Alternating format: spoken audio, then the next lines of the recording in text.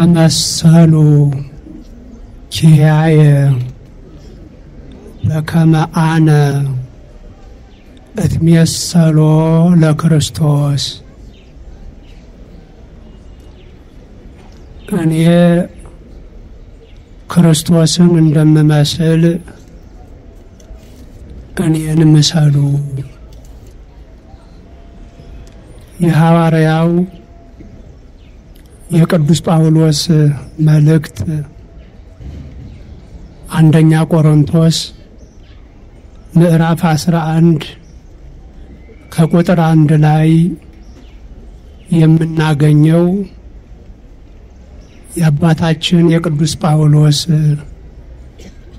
ምክር ትምህርት ነው። በቅድሚያ ብፁዕ አቡነ ሚካኤል የደቡብ ጎንደር ሀገረ ስብከት ሊቀ ጳጳስ፣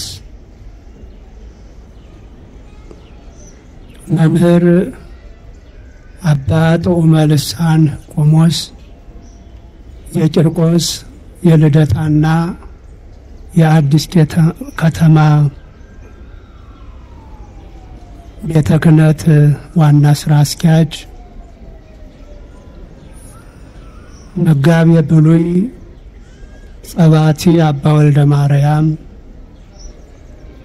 የዳግሚት ደብረ ሊባኖስ ደብረ አሚን መርካቶ ተክለ ሃይማኖት ቤተ ክርስቲያን አስተዳዳሪ፣ ክቡራን የገዳማት የአድባራት አስተዳዳሪዎች፣ ሊቃውንተ ቤተ ክርስቲያን፣ ካህናት፣ ዲያቆናት፣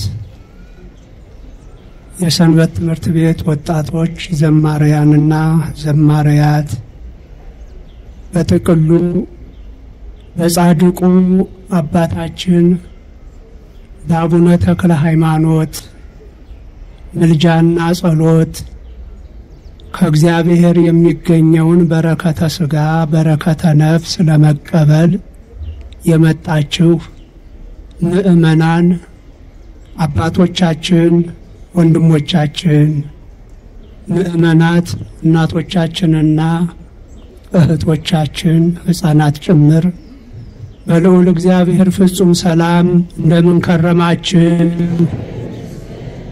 እንደምን ሰነበታችሁ? እንደምን አረፈዳችሁ? አሜን። በዕድሜያችን ላይ የንስሐ ዕድሜ በመስጠት ለዚህች ቀን ለዚህች ዕለት አብቅቶ እንዲህ በአንድ ላይ ሆነን በቅዱሳኑ ላይ አድሮ የሰራውን እያስታወስን እንድናመሰግነው፣ እንድናደንቀው፣ እንድናከብረው የሰበሰበን አምላከ ቅዱስ ተክለ ሃይማኖት አምላካችን እግዚአብሔር በድጋሚ ይመስገን።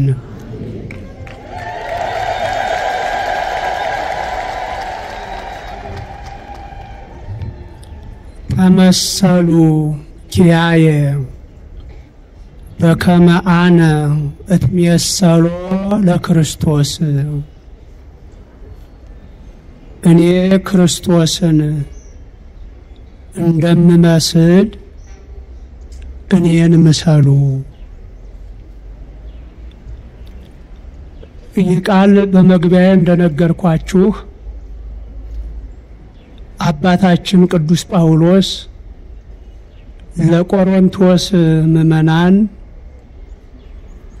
ሲመክር ሲገስጽ የጻፈላቸው መልእክት ነው። አባታችን ቅዱስ ጳውሎስ እንደምናውቀው ከ12ቱ ነገዶች ከነገደ ብንያም የተገኘ በተርሴስ ከተማ ተወልዶ ያደገ በአባቱ የሮም ዜጋ የሆነ ለትምህርት እድሜው ሲፈቅድ ሲደርስ በታላቁ ምሁረ ኦሪት በገማልያል ስር ተቀምጦ የሙሴን ሕግ የአይሁድን ወግ ጠንቅቆ የተማረ የተረዳ በተረዳው ልክ ሕግ ኦሪትን ለማስከበር በመጀመሪያዎቹ ክርስቲያኖች በነ ቅዱስ እስጢፋኖስ ላይ ድንጋይ ይወረውር የነበረ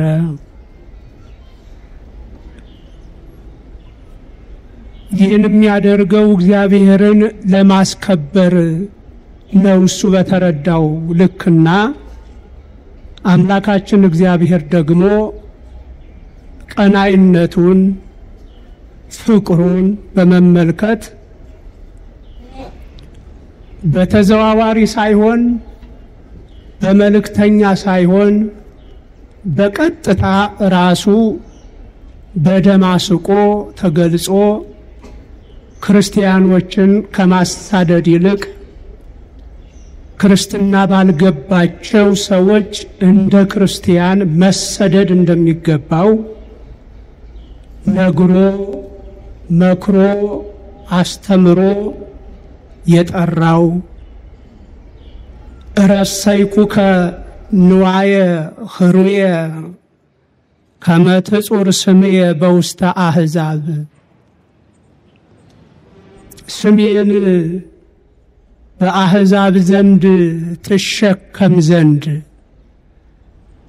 የተመረጠ ዕቃ አድርጌሃለሁ ብሎ አምላካችን ክርስቶስ የሾመው ማለት ነው። ቅዱስ ጳውሎስ ማለት ስሜን በአሕዛብ ዘንድ እንድትሸከም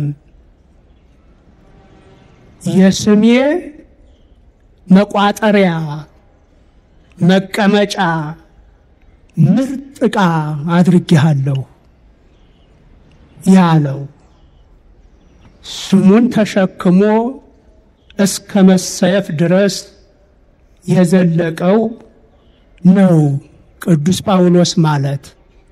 እና ይህ ሰው እንደምታውቁት በእግር ተንቀሳቅሶ ወጥቶ ወርዶ በማስተማር ከሌሎቹ 12 ሐዋርያት በላይ ልዩ ጸጋ የተሰጠው ወጥቶ ወርዶ ያስተማረውን በጽሑፍ በማስፈር የመጻፍ በጽሑፍ የመግለጽም ጸጋ የተሰጠው 14 መልእክታትን ዛሬ እኛ እንድንማርባቸው ጽፎልን ወደ ላይኛው ዓለም የተሸጋገረ በሁለተኛው ጉዞው ወደ ግሪክ ሀገር ሲገባ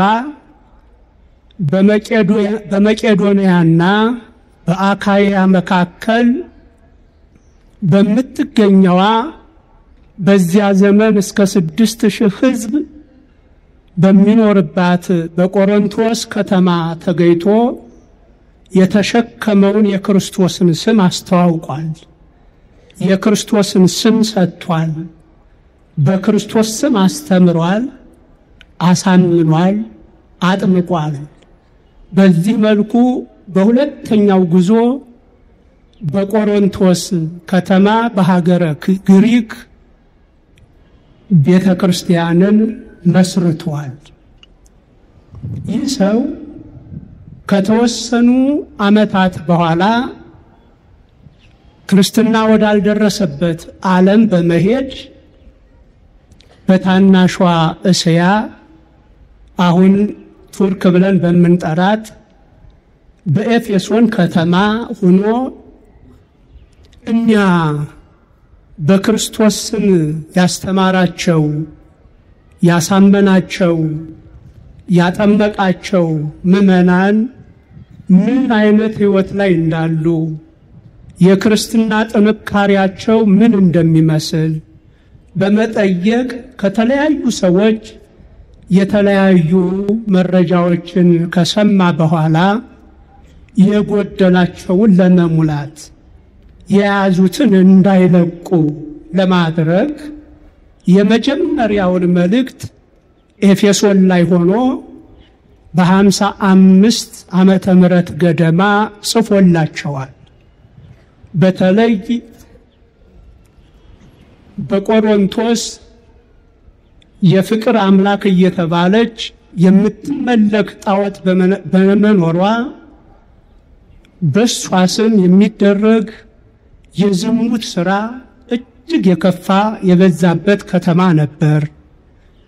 ይሄ ልምድ እየተጠናወታቸው ብዙ ክርስቲያኖች በዚህ ልምድ ውስጥ ገብተው እንደነበረ ሲሰማ መለያየት፣ ሙግት በመካከላቸው እንደነበረ ሲሰማ እኒህንና እኒህን ችግሮች ለመቅረፍ ይህን የመጀመሪያውን ለቆሮንቶስ ምዕመናን የተጻፈውን መልእክት ልኳል እና ብዙ ነገሮችን ካለ በኋላ ችግሮቻቸውን እንዲያስወግዱ ከመከረም ካስተማረም በኋላ በመካከሉ ላይ ምን አላቸው?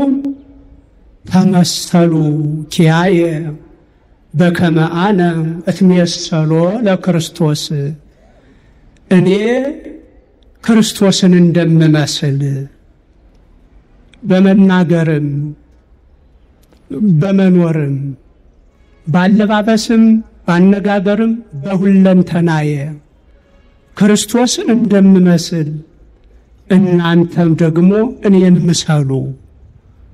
እሱን ከመሰሉ ክርስቶስን ይመስላሉና። ክርስቶስን የቆሮንቶስ ምዕመናን በአካል አላዩትም። እንደ እስራኤል ምዕመናን እንደ 12 ሐዋርያት በአካል አልተመለከቱትም። እንደ ቅዱስ ጳውሎስ አላዩትም። ስለዚህ ክርስቶስን ማየት የሚችሉት በጳውሎስ ነበር። በጳውሎስ ሕይወት ነበረ። በጳውሎስ ንግግር ነበር። በጳውሎስ ተግባር ነበረ፣ አኗኗር ነበር።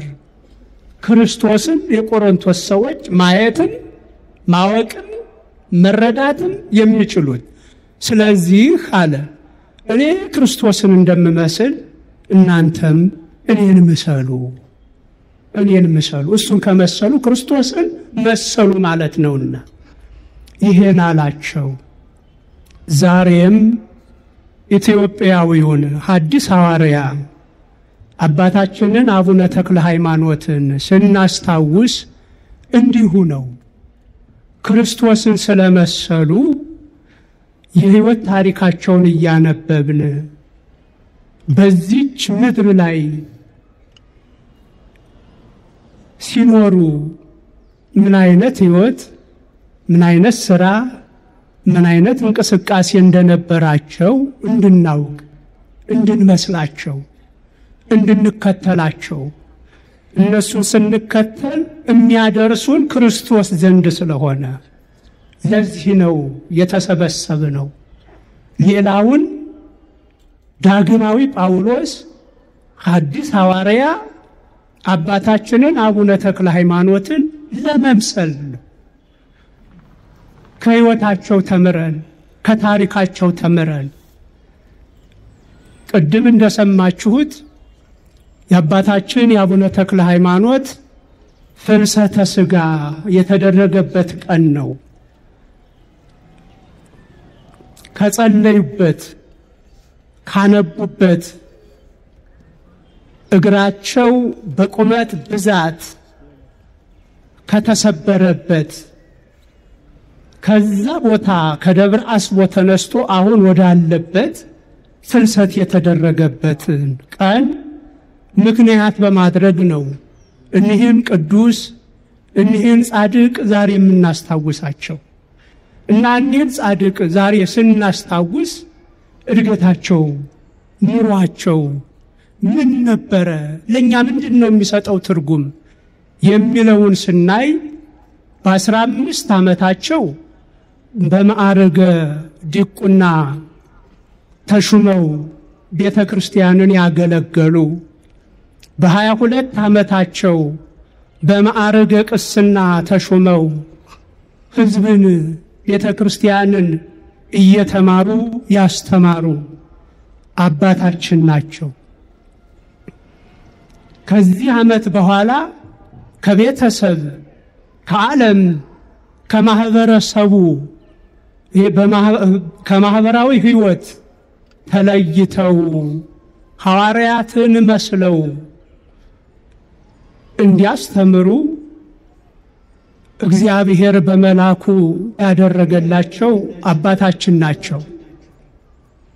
በዘመኑ ወጣቶች አውሬ ማደን፣ የዱር እንስሳትን ማደን፣ ፈረስ መጋለብ የመሳሰሉትን ነገሮች ያደርጋሉ። በጊዜው ወጣቶቹ እንደ አንድ የትምህርት ክፍል ነው ይሄ ሥራ፣ ይህ አገልግሎት። አባታችን ቅዱስ አቡነ ተክለ ሃይማኖት ከ22 ዓመት በኋላ ልክ እንደ ማንኛውም ወጣት አውሬ ያድኑ፣ የዱር እንስሳትን ያድኑ እንደነበር ይነግረናል ታሪካቸው። እና ልክ በገሊላ አውራጃ በገሊላ ባህር አምላካችን ኢየሱስ ክርስቶስ ሲመላለስ ወእንዘ ያንሶሱ ውስተ ባሕረ ገሊላ ርእየ ክልኤተ አኀወ ስምዖንሃ ዘተሰምየ ጴጥሮስ ወእንድርያስሃ እህዋሁ። በገሊላ ባህር ወደብ ዳርቻ ሲመላለስ ሁለት ወንድማማቾችን አየ ይለናል ቅዱስ ማቴዎስ በምዕራፍ 4 ቁጥር 18 ላይ የመጀመሪያዎቹን ሐዋርያት ጥሪ በተመለከተ ሲጽፍ ሁለት ወንድማማቾችን ኢየሱስ ክርስቶስ በገሊላ ባህር ሲመላለስ ሲንቀሳቀስ በኋላ ጴጥሮስ ተብሎ የተጠራውን ቀድሞ ስምዖን ይባል የነበረውን ወንድሙን እንድርያስን መረብ ወደ ገሊላ ባህር ሲጥሉ አያቸው። ወይቤሎሙ ንዑ ትልውኒ ወእሬስየክሙ መሰግራነ ሰብእ፣ ኑ ተከተሉኝ፣ ከዚህ በኋላ አሳ አጥማጅ ሳትሆኑ በወንጌል መረብነት ሰውን እንድታጠምዱ አደርጋችኋለሁ፣ ኑ ተከተሉኝ አላቸው። በዚህ ጊዜ መረባቸውን ታንኳቸውን ትተው ያለምንም ማቅማማት እነዚህ ሁለት ወንድማማቾች ቅዱስ ጴጥሮስና ወንድሙ ቅዱስ እንድርያስ ክርስቶስን ተከተሉት፣ መሰሉት። እንደዚህ ሁሉ አባታችንን አቡነ ተክለ ሃይማኖትን ከዚህ በኋላ አንተ አውሬ የምታድን ሳትሆን ሰውን የምታድንና የምታድን ነው የምትሆነው። ከእንግዲህ በኋላ እንስሳትን ማደን አይደለም ያንተ ሥራ፣ ሰውን በወንጌል ማደን ማዳን፣ የእግዚአብሔር መንግሥት ዜጋ ማድረግ ነው ያንተ ዕጣ ፈንታ ሲባል አባታችን አቡነ ተክለ ሃይማኖት ከወላጆቻቸው የወረሱትን በቤት በዱር የሞላውን ንብረት ለድሆች በመስጠት ልክ እንደ ቅዱስ ጴጥሮስ ልክ እንደ ቅዱስ እንድርያስ ያለምንም ማቅማማት ክርስቶስን ተከተሉ። ለሐዋርያነት አገልግሎት ከቤት ወጡ። ሲወጡ ጌታዬ ሆይ አምላኬ ሆይ መንግሥተ ሰማያትን ከፍተህ ትጠብቀኝ ዘንድ ይኸው ምድራዊውን ቤቴን እንደተከፈተ ትቼዋለሁ፣ እንደተከፈተ ትቼው ወጥቻለሁ። መንግሥተ ሰማያትን ከፍተህ ትጠብቀኝ ዘንድ ብለው ወጡ። አያችሁ ምእመናን፣ እኒህም ቅዱሳን እንዲህ ስናከብር ከዚህ ሕይወታቸው ምን መውሰድ እንዳለብን አስተውሉ። ያላቸውን በሕጋዊ ውርስ የተደረገላቸውን የወላጆቻቸውን በቤት በዱር ያለውን ሀብት ትተው ቤቱ እንደተከፈተ መንግሥተ ሰማያትን ከፍተህ ትጠብቀኝ ዘንድ ይሄን ምድራዊውን ቤት እንዲህ እንደተከፈተ ትቼዋለሁ ብለው ሄዱ። ከእኒህ ወጣት ከኋላው አረጋዊ አባታችን እኛ ምን እንማር ይሆን? ያላቸውን በሕግ የተሰጣቸውን ትተውት ሄዱ። እኛ ጥረን ግረን ካገኘነው ከወላጆቻችን በውርስ ካገኘነው ውጭ የሌላውን እድል የሌላውን ጥቅም ለማግኘት ምን እንደምናደርግ ታውቁታላችሁ። እንዴት እንደምንሆን ታውቁታላችሁ። አባቶቻችን ግን በሕግ ያገኙትን የራሳቸው የሆነውን ትተውት ሄዱ። ከዚህ በኋላ በመማር በማስተማር በመጸለይ ይህችን ቤተ ክርስቲያን ወደ ቀጣዩ ትውልድ እንድትሸጋገር መሰረት ጥለው አለፉ አባታችን።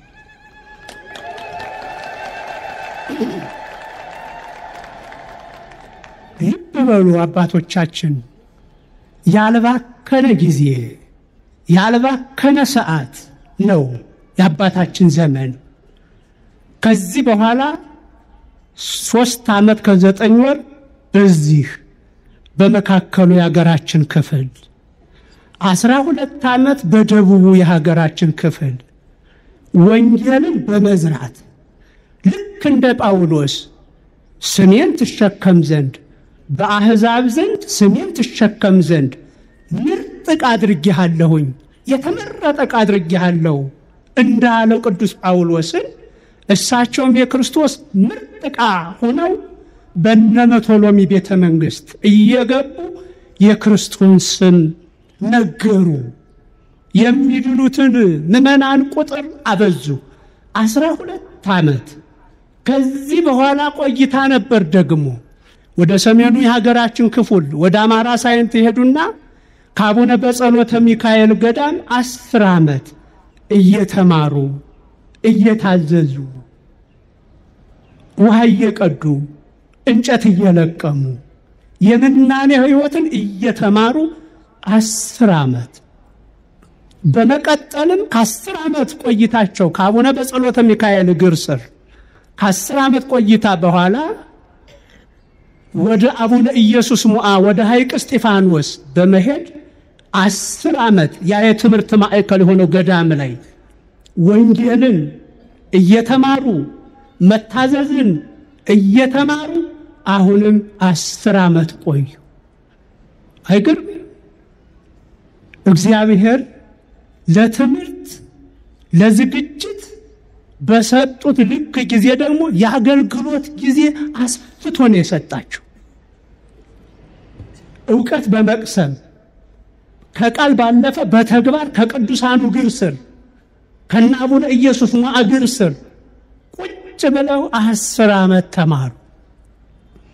ከዚህ በኋላ ደግሞ የመጀመሪያው ገዳማችን ወደ ሆነው ወደ ደብረ ዳሞ ወደ አባ ዮሐኒ አመሩና 12 ዓመት ከእግራቸው ስር ተቀምጠው በመማር በማገልገል በመታዘዝ ቆዩ። እስኪ ደምሩት ስንት ዓመት ይሆን?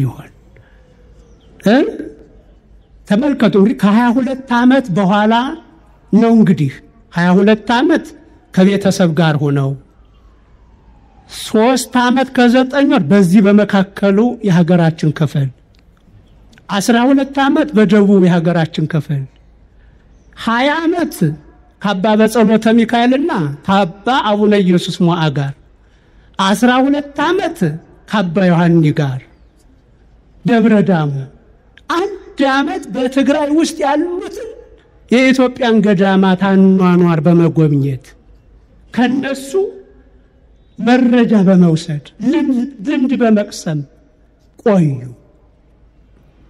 ወደ 71 ዓመት ተጠጋልን። እንደዚህ ዓመት ተጠጋኩ። ይሄ ሁሉ የመታዘዝ ጊዜ ነበር በአብዛኛው፣ የመማሪያ ጊዜ ነበር በአብዛኛው።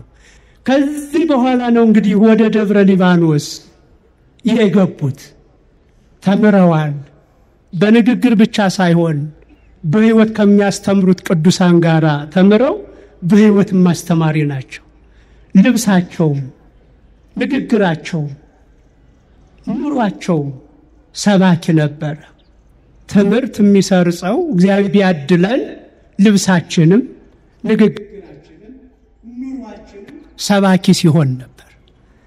ቢያድለን ወንጌል የሚሸጋገረው ወንጌል የመስረጽ አቅም የሚኖረው በተናጋሪነታችን ብቻ አይደለም፣ በኑሯችን ጭምር በሕይወታችን ጭምር ሲሰበክ ነው።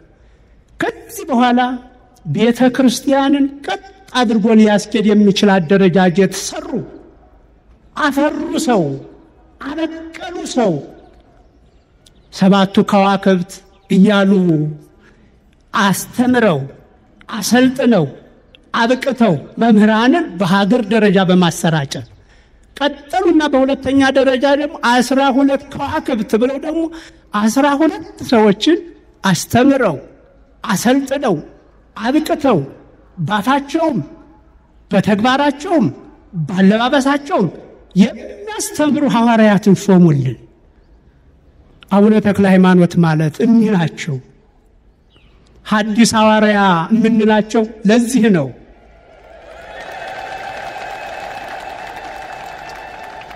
በመቀጠል አሁንም ደግሞ በሶስተኛ ዙር ደግሞ እንዲሁ 12 ከዋክብት ብለው ደግሞ 12 ቅዱሳን አባቶቻችን ምንኩስናን ከሊቅነት ጋራ ሊቅነትን ከቅድስና ጋራ አስተባብረው የያዙትን በአራቱም የሀገራችን ክፍል ዘሯቸው፣ አሰራጯቸው።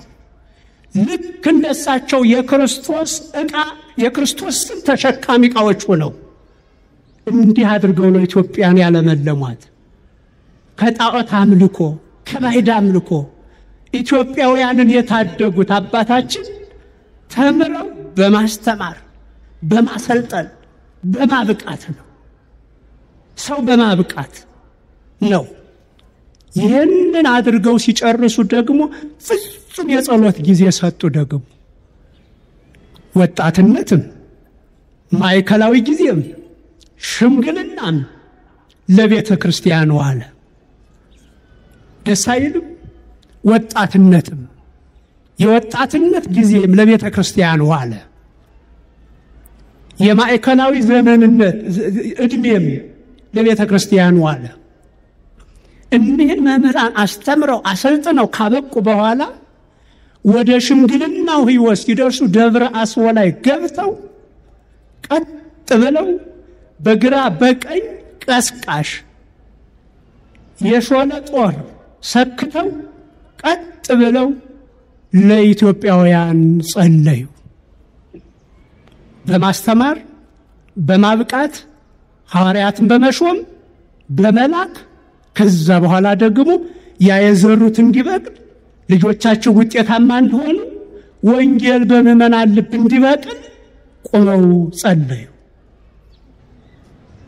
ከዚህ ቁመተ ሥጋ በኋላ ነበረ እግራቸው ከብዙ መቆም የተነሳ አንድ እግራቸው ተሰበረ።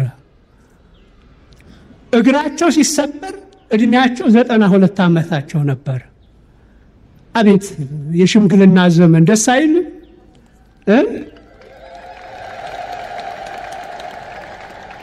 እንዲህ ነው እኮ። አሁን እኛ ጡረታ ወጣን ማለት ስራ ጨረስን ይመስለናል አይደል? አባቶቼ በማስታረቅ በመጸለይ እንደ ሰደድ እሳት የሚበላን ጦርነት፣ ረሃብ፣ ቸነፈር ማስታገስ ይቻላል እኮ። እንደውም የሽማግሌዎች እኮ ብርታት ይበልጥ ነበር እኮ። የሽማግሌዎች ጸጋ አገር እንደመታደግ ይበልጥ ነበር እኮ። ይኸው በ92 ዓመታቸው እግራቸው እስከሚሰበር ድረስ ጸሎት ላይ ነበሩ ወገኖቻችን። የዛሬ ሽማግሌስ የት ላይ ነው ያለው? ሽማግሌዎች አባቶቻችን ስራ እኮ አልጨረሳችሁም። 60 ዓመት ሞልቷችሁ ጡረታ ወጣችሁ ማለት ስራ ጨረሳችሁ ማለት አይደለም። ወደ ሌላ ስራ ወደ ሌላ ስምሪት እኮ የምትሸጋገሩበት ጊዜ ነው እኮ ይሄ ጊዜ።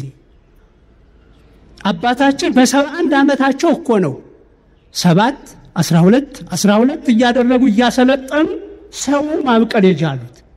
ከዛ ቀጥሎ እኮ ነው በጸሎታቸው ያገዙን እኮ የረዱን እኮ። 92 ዓመት ሲሆናቸው እግራቸው ተሰበረ። በአንድ እግራቸው 7 ዓመት ደግሞ ቆመው ጸለዩ። ከዛ በኋላ የሰው አቅም አይደለም ይሄ ታምር ነው የሚባለው። ሰው እያደገ ሲሄድ ከተፈጥሯዊ ስርዓት ውጭ ይወጣል። ታምር የሚባለው እንደዛ ነው እንጂ ሰው በአንድ እግሩ 7 ዓመት እንዴት ብሎ ይቆማል? 7 ደቂቃ መቆም አይከብድም? 7 ሰዓት መቆም አይከብድም? 7 ዓመት የቆሙት ከዛ በኋላ እንደ ሰውኛው አቅም አይደለም፣ በተአምር ነው የቆዩት። እንዲሁ ነው ጸለዩልን። ተክለ ሃይማኖት ማለት እኒህ ናቸው አባቶቻችን። ዛሬ እኒህን ቅዱሳን ባናስታውስ እነሱ ናቸው የሚጎዱት። ዛሬ እኒህን ቅዱሳን ስብስብ ብለን እነማን ናቸው ባንጠይቅ፣ እኛ ባናውቃቸው እነሱ ምን ይቀርባቸዋል? የሚቀርብን እኛ ነን። ከዚህ ህይወት ከሳቸው ህይወት ምን እየወሰድን ነው? ምን እየተማርን ነው? ማገልገልን፣ መታዘዝን፣ ዘመንን ሙሉ ለእግዚአብሔር መሰጠትን አይደለም ያስተማሩ ወገኖች። ከዚህ በኋላ ነው እንግዲህ ወደማያልፈው ዓለም ጥሪ ሊደረግላቸው ዝግጅት ላይ የነበሩት። ይገርማል። ደክመው ወደማያልፈው ዓለም በሞት ተጠርተው ሊሄዱ እየተቃረቡ ሲጸልዩ በተመስጦ ሆነው አሁን ምን ይላሉ? እኔ ለሌላው ጨው ነኝ፣ እኔ ግን አልጫ ነኝ አሉ። እንዴት አይነት ትሕትና ነው! እንዴት አይነት ራስን መመልከት ነው ወገኖች! ለሌላው ጨው ነኝ፣ እኔ ግን አልጫ ነኝ። ለሌላው ብርሃን ነኝ፣ እኔ ግን ጨለማ ውስጥ ነኝ አሉ። አያችሁ፣ ራስን መመልከት፣ ወደ ራስ መመልከት። እንግዲህ የቅዱሳንን ገድል በምናነብ ጊዜ ልብ ብላችሁ ከሆነ እየበቁ ሲሄዱ እንባቸው እየጨመረ ይሄዳል። እንባቸው እየጨመረ ወዮልኝ የማለት ጩኸታቸው እየጨመረ ይሄዳል። ለምንድን ነው? ሰው ራሱን እየተመለከተ ሲሄድ፣ እየበቃ ሲሄድ ከሌላው ይልቅ መጀመሪያ እሱን ነው የሚያየው። እንከኖቹ ሁሉ ይታዩታል ጥርት ብለው። ልክ ጧት ፀሐይ ስትወጣ ጮራዋ በቤታችን በመስኮት ስትገባ ልብስ አንስተን ስንለብስ በጣም ንጹህ የምንለው ልብስ ስንለብሰው የሆነ ብናኝ ያሳየናል። ታስታውሱ ከሆነ በጣም ንጹህ የምንለው ልብስ አጥበን ያስቀመጥነው ልብስ አውጥተን ስንለብሰው የጧቱ ጨራ ከዛ የሚበነውን ብናኝ ያሳየናል። ቅዱሳን ሲበቁ እንዲህ ናቸው። በጣም እንዲህ ጥቃቅን የሆነውን ኃጢአታቸውን ይመለከታሉ። ሰው ፍጹም አይደለምና፣ ሰው እንደ እግዚአብሔር መሆን አይችልምና እንከን አለውና ያን እየተመለከቱ እንዲህ ያለቅሳሉ። ይሄስ ምን ያስተምራል? ምዕመናን ምንድን ነው የሚያሳየው? አሻግሮ ከመመልከት ይልቅ ራስን መመልከት፣ ራስን ማየት። ማነኝ? የት ላይ ነው ያለሁት? ወዴት እየሄድኩ ነው ማለትን አባታችን አላስተማሩንም? ይሄ ሐዲስ ሐዋርያ አልነገሩንም? ከንግግራቸው ይልቅ ይሄ ህይወታቸው የበለጠ አያስተምርም? እንዲህ ነበሩ አባታችን። ከዛ በኋላ ድካም ላይ ያሉ ልጆቻቸው ስብስብ ብለው ሲያለቅሱ፣ ልጆች ይልቁንስ ልቅሶውን ተውና ስሙኝ፣ ልንገራችሁ አሉ። ልንገራችሁ፣ እምነታችሁ በእግዚአብሔር ላይ ይሁን። እምነታችሁ በእግዚአብሔር ላይ ይሁን። ስለምትበሉት፣ ስለምትጠጡት፣ ስለዚህ ዓለም ነገር አብዝታችሁ አታስቡ፣ አትጨነቁ። በመዓልትም በሌሊትም ቤተ ክርስቲያን አገልግሉ። ሁልጊዜም ጸሎት አታቋርጡ። ውዳሴ ከንቱንና ይህን ብልጭልጭ ዓለም አትውደዱት። አቤት የአባት ምክር! እንዲህ ያሉ ይህን አወረሷቸው። ይህን ካሉ በኋላ ከኛ ቀድመው የነበሩትን ቅዱሳን በመከራ ምሰሏቸው፣ በደስታ እንድትመስሏቸው።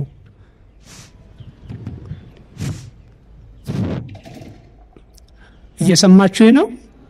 ከኛ በፊት የነበሩትን ከናንተ በፊት የነበሩትን ቅዱሳን በመከራ ምሰሏቸው፣ በድካም ምሰሏቸው፣ በደስታ እንድትመስሏቸው፣ በቤታቸው እንዲቀበሏችሁ አሉና ኃጢአተኛውን እኔን አባታችሁንም ምሰሉ አሉ።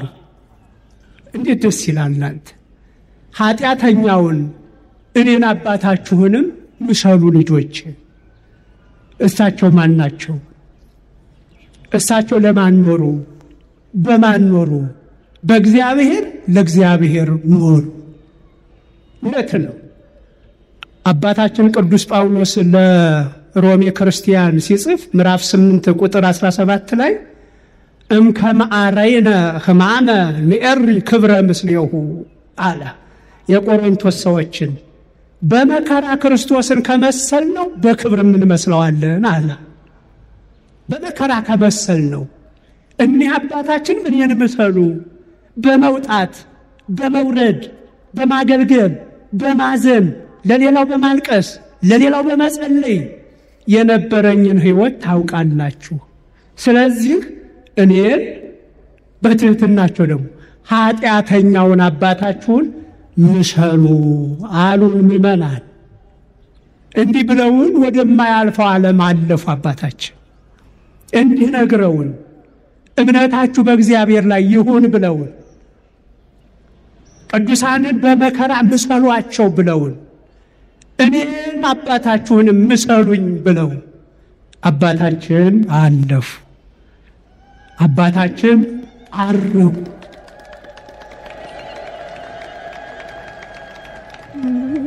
እንግዲህ ይህን ልንማር ነው ምእመናን። አሁን እያስተማርኩ ያለሁት እኔ አይደለሁም፣ አልገልጸው ብዬ እንጂ እንደ ድካማቸው እንደ ማንነታቸው እያስተማረን ያለው የአባታችን የአቡነ ተክለ ሃይማኖት ሕይወት ነው። ክርስቲያኖች ከሌላው የተሻል አስተማሪዎች ያሉን እድለኞች ነን። በሕይወት በሥጋ ሳይሆን በመንፈስ እንዲህ አይነት ታሪክ ትለውልን የሄዱ ቅዱሳን መምህራን ያሉን ዛሬ እያስተማሩ ያሉት አቡነ ተክለ ሃይማኖት ናቸው። እና የእኒህ ልጆች ከሌላው ልንሻል አይገባም።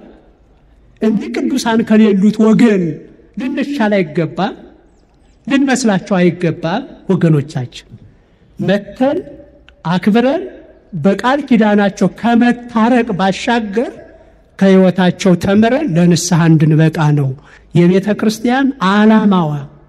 የሰበሰበችን በሰማዕታቱ ስም፣ በቅዱሳን ስም፣ በእመቤታችን ስም በዓላትን እያከበረች የምትጠራን በሕይወታቸው እንድንማር፣ በሕይወታቸው እንድንለወጥ፣ እንድንሰበቅ፣ በአማላጅነታቸው እንድንታረቅ ነውና አባቶቻችን እና አቡነ ተክለ ሃይማኖት ክርስቶስን እንደመሰሉ እኛም እነሱን ልንመስላቸው ይገባል ለማለት ነው።